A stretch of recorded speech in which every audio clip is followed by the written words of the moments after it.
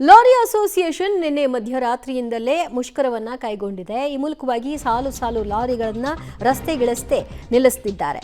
ಇನ್ನು lorry association ಜೊತೆ ಮೊದಲ ಸಭೆ ನಡೆಯಿತು, ಆದರೆ ಸಭೆ ಫಲ ಕೊಡಲಿಲ್ಲ, ವಿಫಲವಾಗಿದೆ. ಸಿಎಂ ಜೊತೆ ಮತ್ತೊಂದು ಸುತ್ತಿನ ಸಭೆಯನ್ನ ಮಾಡಲಿಕ್ಕೆ ನಿರ್ಧಾರವನ್ನು ಮಾಡಿದ್ದಾರೆ. ಸಂಜೆ 5:30ಕ್ಕೆ ಸಿಎಂ ಜೊತೆಗೆ ಲಾರಿ ಅಸೋಸಿಯೇಷನ್ ಸಭೆಯನ್ನ ನಡೆಸುವ ಮೂಲಕವಾಗಿ ತಮ್ಮ ಬೇಡಿಕೆಗಳೇನು ಅನ್ನೋದನ್ನ ಮುಖ್ಯಮಂತ್ರಿಗಳ ಗಮನಕ್ಕೆ ತರ್ತಾರೆ. ಯಾವುದೇ ಕಾರಣಕ್ಕೂ ಮುಷ್ಕರವನ್ನ ವಾಪಸ್ ಪಡೆಯಲ್ಲ ಅಂತ ಕೂಡ ಹೇಳಿದ್ದಾರೆ. ಲಾರಿ ಅಸೋಸಿಯೇಷನ್ ಅಧ್ಯಕ್ಷ ಷಣ್ಮುಗಪ್ಪ ಅವರ ಹೇಳಿಕೆ ಇದಾಗಿದೆ.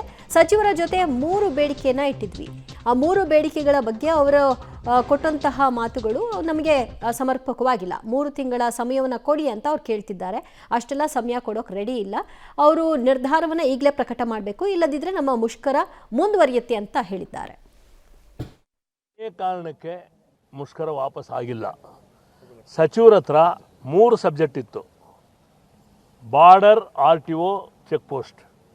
ನಿರ್ರಾಜ್ಯಗಳಲ್ಲಿ ಎಲ್ಲ ಕಡೆ ತೆಗೆದಿದ್ದಾರೆ. 14 ಸ್ಟೇಟಲ್ಲಿ ತೆಗೆದಿದ್ದಾರೆ ಅಂತ ಹೇಳಿದ್ವಿ. ಸೌತಲ್ಲಿ ಆಂಧ್ರ ಪ್ರದೇಶದಲ್ಲಿ ಮಾತು ತೆಗೆದಿದ್ದಾರೆ. ಎಲ್ಲ ರಾಜ್ಯ ಸೇರಿ ಮಾತಾಡಿ ನಾವು ತೆಗಿತೀನಿ ಅಂತ ಹೇಳಿದ್ರು. ಅದಕ್ಕೆ ನಾವು ಒಪ್ಪಲಿಲ್ಲ. ಕೂಡಲೇ 100 crore ಮ್ಯಾಗ 100 ಕೋಟಿ ಮ್ಯಾಗ ರೆವಿನ್ಯೂ ಬರ್ತಾ ಇದೆ. ಅದನ್ನು ಯಾವ ಥರ ನಾವು ಕಲೆಕ್ಟ್ ಮಾಡಬೇಕು, ಇಲ್ಲೀಗಲ್ ವೆಹಿಕಲ್ನ ಯಾವ ಥರ ಹಿಡಿಬೇಕು, ಅದಕ್ಕೆ ನೀವು ದಾರಿ ಹೇಳಿ ಅಂತ ಹೇಳಿದ್ರು. ಅದಕ್ಕೆ ನಮ್ಗೆ ಗೊತ್ತಿಲ್ಲ ಅಂತ ಹೇಳಿದ್ವಿ.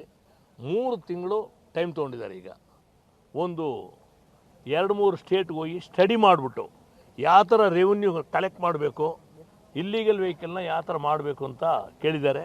3 ತಿಂಗಳು ತಡೆದು ಇಮಿಡಿಯೇಟ್ ಮಾತುಕತೆ ಮಾಡಿ ಬಾರ್ಡರ್ ಚೆಕ್ ಪೋಸ್ಟ್ ಎಲ್ಲ ರದ್ದು ಮಾಡ್ತೀನಿ ಅಂತ ಹೇಳ್ಬಿಟ್ಟು ಹೇಳಿದ್ದಾರೆ. ಒಂದು. ಎರಡನೇದಾಗಿ ಫೀಸು, ಅದನ್ನು ಕೇಂದ್ರ ಸರ್ಕಾರ ಆರ್ಡರ್ ಮಾಡಿ